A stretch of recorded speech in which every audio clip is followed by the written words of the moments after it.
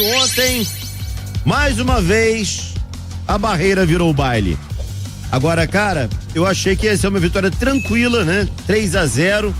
E o finalzinho foi meio dramático, mas os 3 pontos vieram e o Vasco está numa briga aí pra conseguir uma vaga na Libertadores ano que vem. Fala, Breno Monsef. Vamos lá, gols de Emerson Rodrigues e 2 do Payet. O Payet que ontem acabou mais uma vez dando uma resposta, já tinha sido assim contra o Cuiabá na semana passada.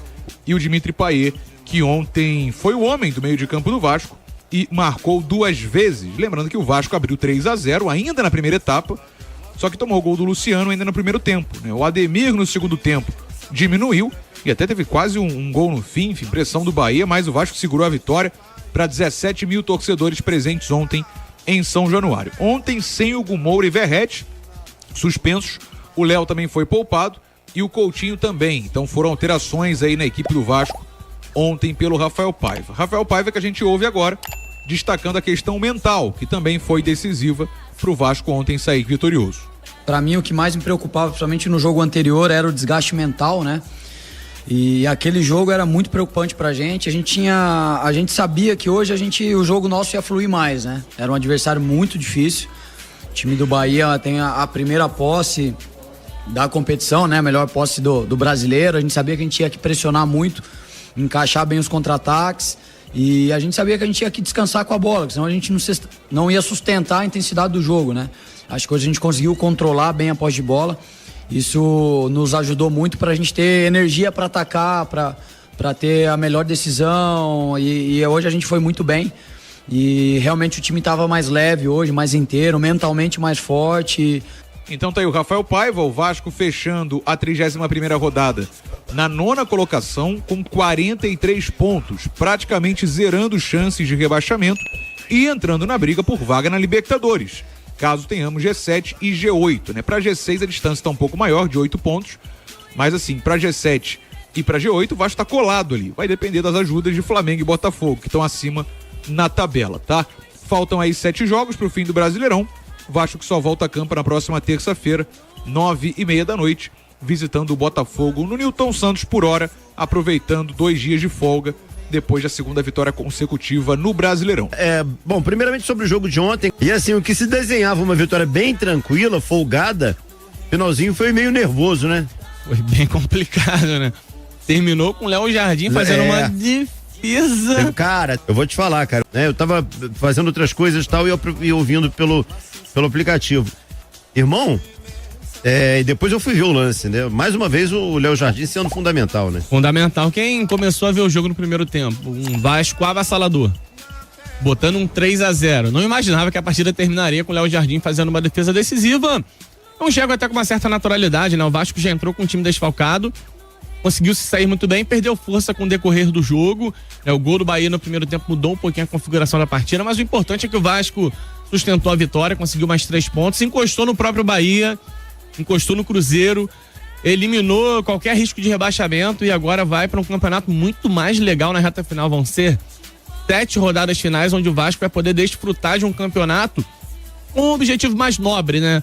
Sonhando com uma vaga em Libertadores. Por mais que o G6 pareça distante, um G7, um G8 é perfeitamente possível de acontecer e o Vasco pode aproveitar essa brecha. E eu acho que é por aí. O Vasco agora vai jogar mais leve contra adversários que de repente estão mais pressionados nessa reta final de campeonato. Pensando nisso, foi uma vitória essencial, uma vitória de vital importância, pensando num objetivo maior no campeonato. O Fábio, vocês não acharam que o Vasco jogou melhor sem o Verratti? Dor de cabeça pro Rafael Paiva? Não tem muito motivo pra gente entender que o Verratti atrapalha o andamento do Vasco. Obviamente não, faz muita falta. Acho até que o Ryan fez uma partida legal, acima daquilo que a gente poderia esperar. O diferencial do Vasco ontem foi a intensidade no meio de campo. O Vasco teve intensidade com e sem bola. E olha que as entradas de Galdames e Payet deixavam uma dúvida no ar. Se o Vasco seria um time intenso. Os 2 volantes, Cocão e Galdames, não são especialistas em termos de marcação, não são jogadores com tamanha força física para o combate homem a homem, mas coletivamente eles encaixaram muito bem. O Vasco dominou aquele setor, foi um time mais intenso, fez gol recuperando posse de bola, fez gol interceptando posse de bola. E o Payet, numa noite iluminada, botando aquele ritmo para fora que a gente imagina dele, com muita qualidade, conduziu o Vasco a essa vitória. Então acho que ontem a atuação passa muito por esse meio de campo, né? Eu não vou achar que o Léo Pelé perdeu a posição pro Maicon porque o Vasco fez um 3-0 no primeiro tempo, nem vou achar que o Verratti tem que sair da equipe e o Ryan tem que ser o titular só porque o Vasco teve uma atuação brilhante no primeiro tempo. Eu acho que passa muito pelo meio de campo. E isso também não significa que o Galdames tem que seguir na equipe, né? Porque o Hugo Moura é claramente um titular desse time do Vasco. Agora, a dinâmica coletiva foi muito boa. E o Vasco acabou se valendo disso para construir uma boa vantagem. PH, João Vitor, Galdames, quem diria? Os suíços jogaram muito bem. Você falou desses jogadores, né? Vocês ficam falando do Paê, mas e o Paulo Henrique, hein? O que tá jogando, cara, de bola, Paulo Henrique. Teve uma cena dele, não sei se vocês repararam isso no estádio. Eu vi depois pela TV. O Rogério Ceni chama jogadores do Bahia para um papo. E aí aquela reavaliação tática com a bola rolando, etc e tal, que o treinador geralmente faz. E o PH vai pegar uma água e ele fica rodando e ele praticamente encosta assim, ouvindo perto do Rogério Ceni para saber o que ele tá falando com os jogadores do Bahia, né? A imagem curiosa, Paulo Henrique, além de um grande jogador, é um bom fofoqueiro, né? Que é uma característica que todo mundo tem que ter, pelo menos no meu entendimento. Um bom caráter passa por um bom fofoqueiro, brincadeiras à parte. O Paulo Henrique tá jogando muita bola. É um jogador que ele é muito arrojado, ele é corajoso. Ele pega a bola no pé e ele tenta uma jogada. Tem as deficiências dele, né? Ninguém tá dizendo aqui que o Paulo Henrique virou um craque, virou o melhor lateral direito do Brasil. Eu acho até que o Vasco, pensando numa próxima temporada, tem que trazer um outro lateral um pouco mais qualificado, mas o Paulo Henrique é um jogador que tenta o tempo inteiro, tecnicamente tem certa qualidade, até corrigir um pouquinho a questão da recomposição, que já foi um problema para ele. É o tipo do jogador que nessa última sequência, nessa parte final de temporada do Vasco, tem sido importante. Mesmo em partidas onde o Vasco teve pouca inspiração, o Paulo Henrique apareceu muito bem, foi quase que a única mente lúcida e produzia boas jogadas. E quando a equipe produz melhor coletivamente, o desempenho do Paulo Henrique acaba subindo. Então é um jogador que precisa salientar, porque a gente vai passar, claro, pela grande atuação do Payet, por outros jogadores que tiveram um papel importante, mas o Paulo Henrique vem jogando muita bola. Vamos lá, o Vasco hoje é o 9º colocado com 43 pontos no Brasileirão. Para pensar em G6, a distância é um pouco maior, né? São 8 pontos aí de distância para uma classificação direta, entre aspas, né? Para Libertadores.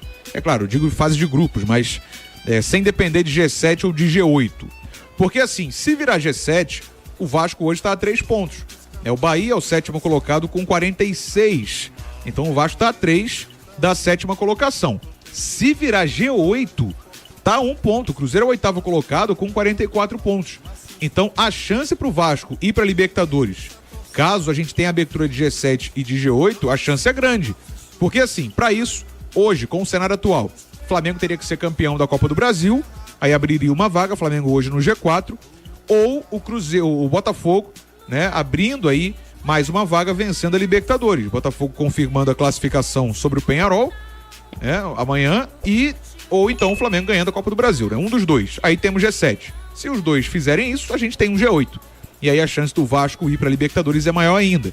O Galo, que está nas duas competições, está atrás, né, o adversário do Flamengo na Copa do Brasil e um possível adversário do Botafogo na Libertadores, né? Se o Galo conquistar as duas, ou então o Galo conquistando uma, a gente também pode ter uma abertura aí de vaga, né? Conquistando as duas competições no caso, mas o mais provável, o mais certo seria o Flamengo sendo campeão ou o Botafogo ganhando a Libertadores, ou os dois casos, né? Incluindo as duas possibilidades aí de subir, porque hoje é o 9º colocado, né? G9 não tem como.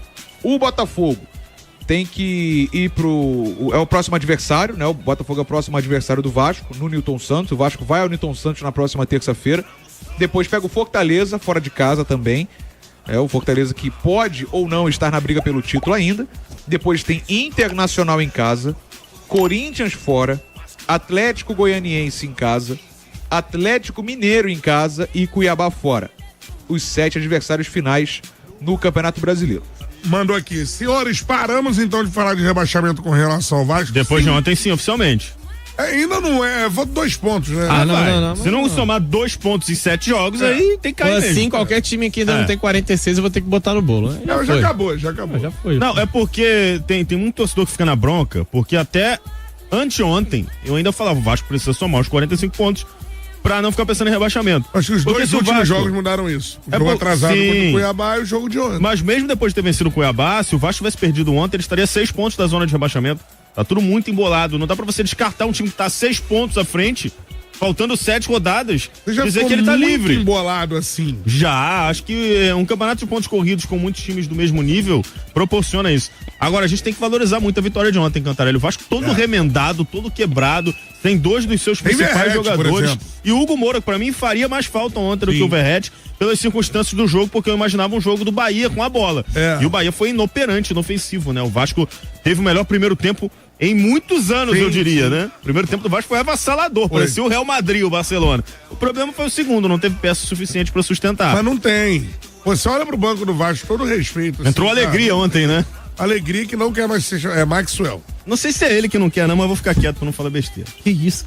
Alegria. É porque virou moda nos times, né? Não é só no Vasco, não. Porque se ele for substituído, aí eu vou falar assim. Pelo menos não é tipo alegria. Maxwell Guimarães. É, mas é, pô. Maxwell Todo time faz isso, cara. O cara se destaca na base com um apelido legal, quando chega no time profissional, eles mudam.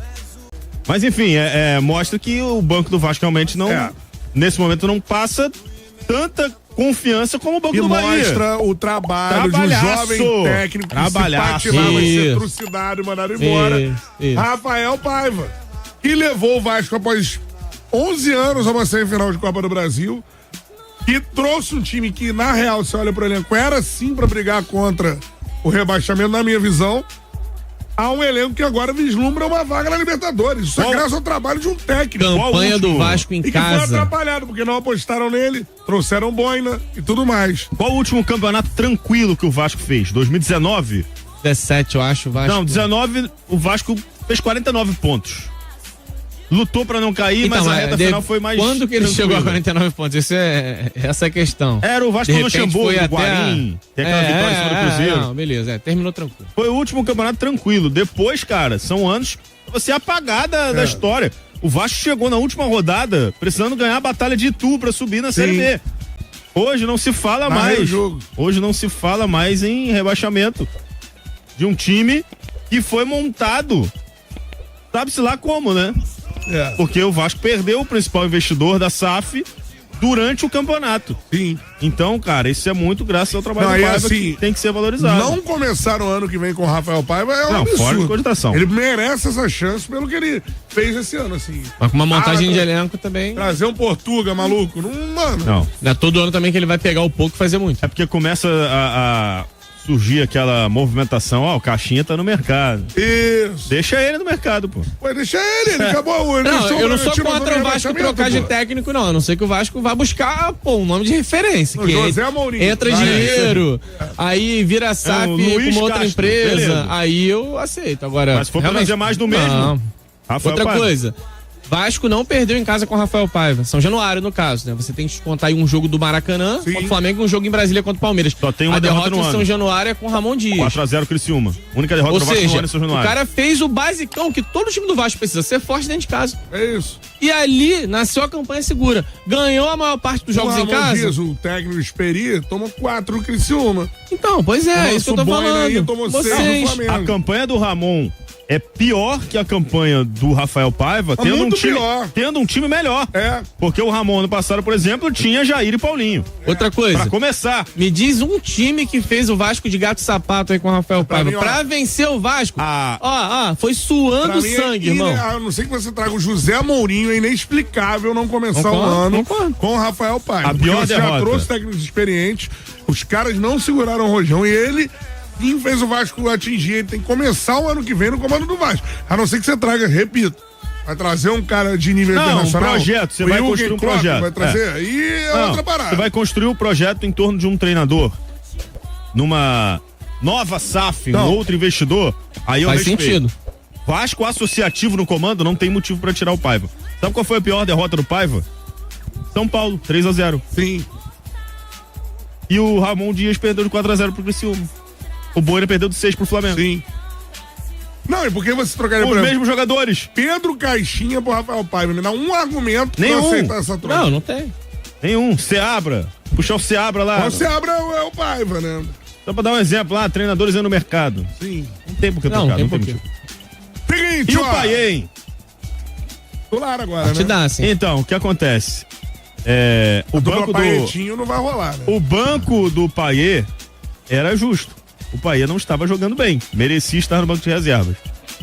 O O momento que ele entrou no jogo passado contra o Cuiabá, parece que foi uma virada de chave. Sim. Ele entrou, botou a bola no chão, fez o time respirar, e ali a gente entendeu, olha, tá querendo demais. Ele não é o Coutinho não, mas ele tá querendo demais. E aí, cara, ontem ele voltou a ser o Payet que o torcedor espera, né? Eu não consigo acreditar que existem vascaínos haters do Payet. Ele merece ser criticado sim, ele não tava bem. Sim. Você criticar é uma coisa, agora você desvalorizar e descartar um cara dessa qualidade, não tem como.